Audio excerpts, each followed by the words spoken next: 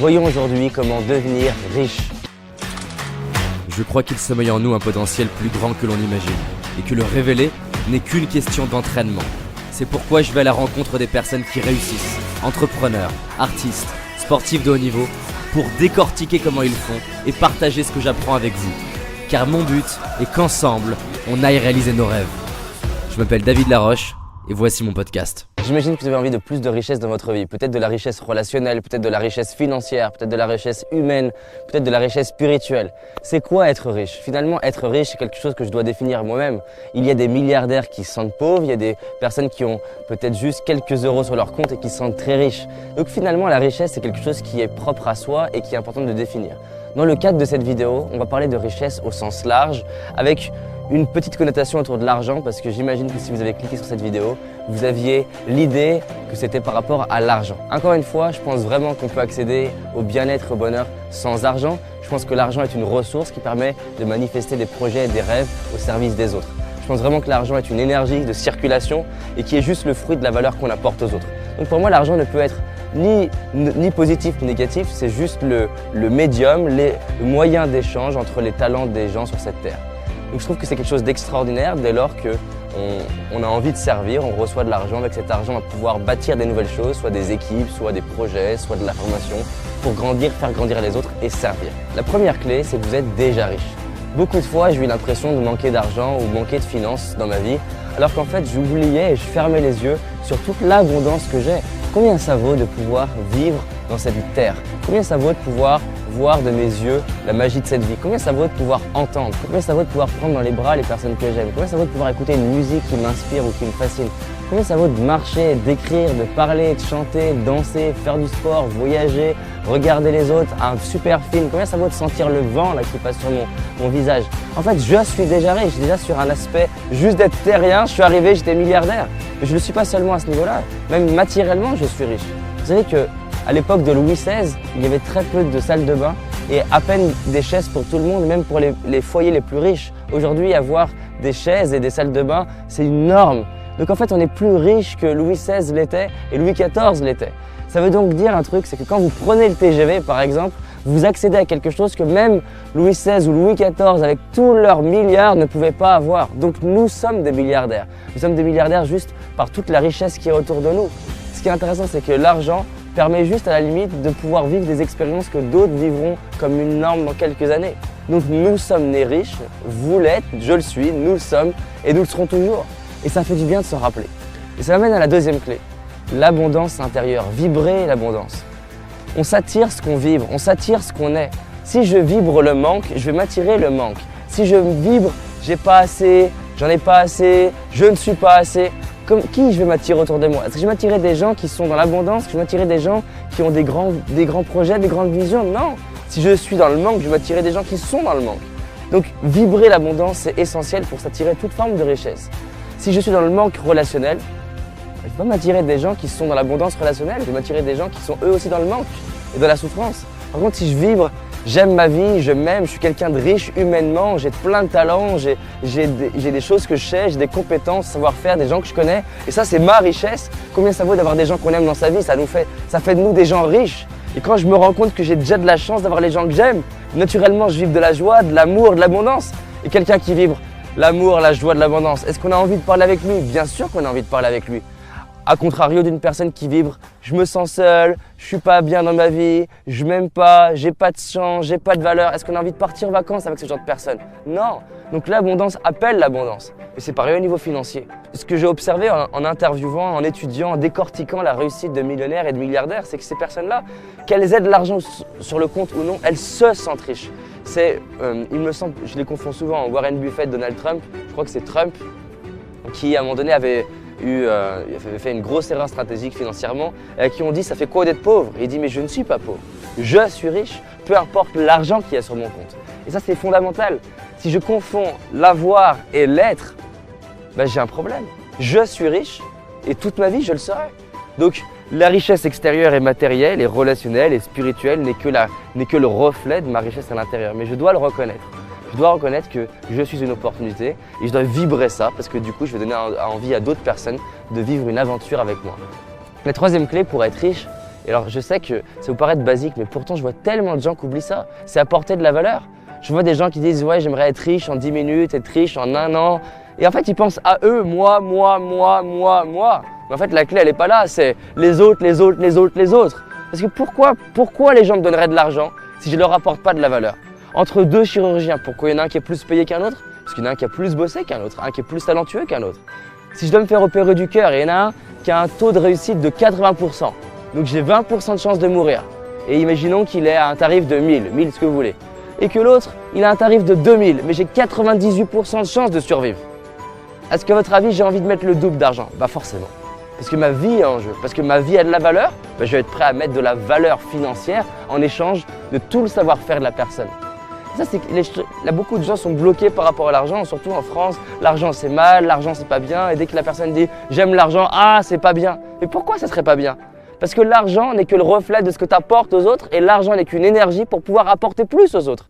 Si là demain j'ai plus d'argent, je peux avoir plus de caméras, des équipes plus grandes, faire plus de vidéos gratuites, faire un film qui inspire la planète, pourquoi pas faire un hôtel bien-être, pourquoi pas des stages de yoga, pourquoi pas des hôpitaux dans le monde, pourquoi pas éduquer des enfants à entreprendre, pourquoi pas révolutionner le système éducatif des enfants, pourquoi pas faire des dessins animés pédagogiques qui aident les gens à comprendre les lois de la vie, les lois de l'univers. Tout est possible avec l'argent. Dès lors que j'ai une vision qui m'inspire, l'argent ne peut être que belle. Donc la clé numéro 3, c'est apporter de la valeur. Vous avez des dons, vous avez des talents, vous avez des choses qui sont particulières chez vous. Apporter de la valeur, c'est juste se dire, tiens, il y a des gens, ils ont des besoins. Tous les types de besoins. Besoin de temps, d'énergie, de ressources, de compétences, de savoir-faire, d'énergie, de réseau. Je vais me lever et me dire, allez, je vais les aider. Et dès qu'on commence à faire ça, bah bizarrement, qu'est-ce qui se passe? J'apporte de la valeur, bah les autres veulent me donner quoi? De la valeur. Pas forcément de l'argent, mais c'est une richesse. Ils vont me donner leur temps, leurs compétences, leurs ressources. Et il y a des projets qui vont se construire comme ça, même des fois sans argent, parce que les gens vont s'entraider et construire quelque chose de top. Alors je crois que c'est limitant, parce que l'argent est qu'un accélérateur, un facilitateur d'échange de talents. Donc je crois vraiment que l'argent c'est super et que faire tout en mode troc, c'est très limité. La 4e clé, c'est de mettre mes talents au service. Je dirais que dans la 3e, j'apporte de la valeur. Je suis là en train de me dire, je veux donner. Si en entreprise, je bosse plus que les autres, mais forcément, je vais réussir. Les gens me disent, oui, mais comment je peux avoir une augmentation? Bah, bosse plus, apporte plus. Réponds aux besoins et aux désirs de tes supérieurs et tu verras, c'est naturel. Tu veux réussir en tant qu'entrepreneur, bah, tu ouvres les yeux sur le monde et tu te demandes là où tu peux apporter. La 4e chose, cette fois, c'est d'orienter sur mes talents. C'est-à-dire là où j'ai quelque chose d'unique. L'intérêt, c'est quoi? C'est de kiffer sa vie, c'est de profiter de sa vie. Parce que si j'apporte et qu'en plus j'apporte dans ce que j'aime, je vois pas le temps passer, j'ai de la créativité, je suis déterminé, je suis persévérant. Quand j'entends des gens qui me disent « oui, mais mon fils, il a des troubles d'attention ou de comportement », mais c'est n'importe quoi. La plupart du temps, les parents, je leur demande « est-ce que quand il joue aux jeux vidéo, il est concentré ?» Ah bah oui, là, il est concentré. Est-ce que quand il drague, il est concentré? Ah bah là, c'est clair, il est concentré. Donc, il n'a pas de problème de concentration. Ça veut juste dire que si on le met au bon endroit, en faisant les choses qu'il aime, il est motivé. Par contre, si on veut être motivé en faisant des choses qui ne me correspondent pas, je ne peux pas être motivé. On me prend là, moi je suis hyper motivé dans un boulot qui me fait chier, je ne serai pas motivé, je ne serai pas talentueux, je ne serai pas créatif, pas déterminé. Donc c'est à moi d'utiliser mes talents et de les mettre au service des autres. La 5e clé, c'est de voir des bénéfices à avoir plus de richesse dans ma vie. Il n'y a aucune raison que je m'attire quoi que ce soit si mon cerveau n'associe pas plus de plaisir. Mon cerveau est une tête chercheuse à plaisir et en train d'éviter la douleur. Donc c'est quoi l'intérêt pour vous d'avoir plus d'argent, d'avoir plus de relations, d'avoir plus de ressources, de vous sentir plus riche dans votre vie? La majorité des gens, je leur pose la question, ils me sortent toujours des rêves des autres. Hollywood, la grande maison, la Ferrari. Mais c'est pas ça que vraiment les gens ont à cœur. J'adore poser la question aux gens, si tu étais milliardaire, qu'est-ce que tu continuerais à faire? La réalité, c'est que si j'étais milliardaire, je serais certainement ici, au même endroit, en train de vous faire cette vidéo. Il y aurait peut-être juste un hélicoptère qui me filme, c'est peut-être la seule différence. Il y aurait peut-être 22 caméras, il y aurait peut-être une équipe de 50 personnes, mais je serais en train de faire la même chose et en train de vous aider là à vous sentir plus riche dans votre vie et à vous sentir plus heureux parce que c'est plus fort que moi. Donc si j'avais 1 milliard, qu'est-ce que j'aimerais en faire? Bah, ce que je fais aujourd'hui. On a demandé à Zuckerberg, mais pourquoi tu ne vends pas de Facebook à 1 milliard d'euros? Il a dit, mais le truc, c'est que si je vendrais Facebook à 1 milliard d'euros, le seul truc que je ferais avec 1 milliard d'euros, c'est recréer un réseau social. J'en ai un, donc pourquoi le vendre? Et c'est ça la philosophie, c'est de faire des choses qui nous animent, qui nous passionnent. Faites une liste des bénéfices à avoir plus d'argent. Plus votre cerveau va avoir des bénéfices, plus vous allez vous en tirer. C'est le seul moyen de casser l'illusion de la société que l'argent c'est mal, que gagner de l'argent c'est devenir un gros con et toutes les croyances populaires qui bloquent complètement les gens. En coaching, j'ai tellement de gens qui viennent me voir en me disant je veux gagner le double de chiffre d'affaires ou le double d'argent, et quand je creuse, on se rend compte que dans leur famille, l'argent c'est sale, l'argent c'est pas bien, que s'ils en gagnent, ils ont peur de perdre leurs parents, ils ont peur de perdre la reconnaissance de leurs amis, ils ont peur d'être trahis, trompés, dupés. Et ces croyances-là qui sont au niveau inconscient, tant qu'elles sont là, c'est comme si j'avais la tête qui veut partir ici, mais le corps qui lui a peur et part dans l'autre sens. Tu ne peux pas arriver à avoir plus de richesse en faisant comme ça. La 6e clé, c'est d'être prêt à payer le prix. Avoir plus d'argent, avoir plus de richesse, avoir plus de relations, il y a un prix à payer. Être en couple, il y a un prix à payer. Avoir des enfants, il y a un prix à payer. Être en couple, c'est une forme de richesse. Avoir des enfants, c'est une forme de richesse. Prendre soin de son corps, c'est une forme de richesse. Mais il n'y a rien où il n'y a pas un prix à payer. Si je veux avoir le physique de Ronaldo, je vais devoir m'entraîner, il y a un prix à payer. Si je veux avoir les performances d'un sportif de haut niveau, je vais m'entraîner comme un sportif de haut niveau. Les gens, ils veulent le fantasme, mais pas le prix à payer. Et c'est ça qui permet de savoir ce qui est vraiment juste pour moi. Moi, j'adore la restauration, mais le prix à payer d'avoir un restaurant, il est trop élevé pour moi, donc c'est pas pour moi pour aujourd'hui. Donc peut-être que le prix à payer pour vous d'être millionnaire, il est trop élevé et c'est pas pour vous. Et je pense vraiment qu'on peut être tellement plus heureux en faisant des choses que vraiment on aime. Et c'est ça pour moi, c'est de vous demander est-ce que je suis prêt à payer le prix pour avoir la richesse que je veux. Et de faire le tri, peut-être que cette forme de richesse-là, vous êtes prêt à payer le prix et peut-être pas celle-ci. Et c'est ça le meilleur moyen de se sentir riche. La 7e clé, c'est la certitude. Plus vous aurez de la certitude, plus vous allez attirer de la richesse. Là où il y a de la certitude, il y a de la richesse. Là où il y a de la certitude, il y a de l'argent. Là où il y a de la certitude, il y a de la confiance. Et la 8e clé, c'est de se demander, avec cette richesse relationnelle et financière et humaine et spirituelle, comment je vais l'utiliser pour servir plus? Parce que c'est une loi, si je n'utilise pas les ressources qu'on me donne au service du reste, naturellement ça bloque, l'énergie elle ne circule pas. L'argent pour l'argent, ça ne sert à rien. Donc faites une liste de choses que vous allez apporter au monde en ayant plus d'argent. Par exemple, je vous l'ai dit, si là on me donne 1 milliard, un des premiers trucs que je fais, c'est de recruter des équipes et faire un film pour inspirer la planète. Un deuxième truc que je fais, c'est mettre en place au moins un petit village, une petite ville bien-être avec des stages de yoga, une école dédiée à éduquer les enfants sur l'intelligence émotionnelle et leurs rêves. Et voilà ce que je ferais avec de l'argent. Donc je vois déjà comment servir. Alors qu'est-ce qu'on a vu? 1. Vous êtes déjà riche, plus riche que Louis XVI ou Louis XIV. Vous avez accès au TGV, à l'avion, à la télé. C'est incroyable. Aujourd'hui, avec quelques euros, on accède à Internet dans un cybercafé, n'importe où dans le monde, et on peut accéder aux meilleurs et aux plus grands esprits de la planète et s'instruire. C'est un truc de fou. 2. Apporter de la valeur aux autres. Vous voyez comment servir. 3. Prenez vos talents et donnez-les au monde. C'est vraiment le plus beau cadeau que vous pouvez vous faire et faire à l'humanité entière. 4. Vibrez l'abondance. Sentez-vous vraiment être une personne riche à tous les niveaux, humainement, spirituellement, financièrement, par votre corps, par votre esprit, par les gens que vous aimez. Voilà, vous êtes libre et vibrez-le au quotidien. 5. Voyez des bénéfices, avoir plus de richesse dans votre vie. Faites une liste de bénéfices. 6. Soyez prêts à vivre le prix à payer pour avoir cet argent. 7. Ayez la certitude. Développez votre certitude et votre ancrage dans le sol. Et 8. Voyez comment vous allez utiliser cet argent pour servir la planète.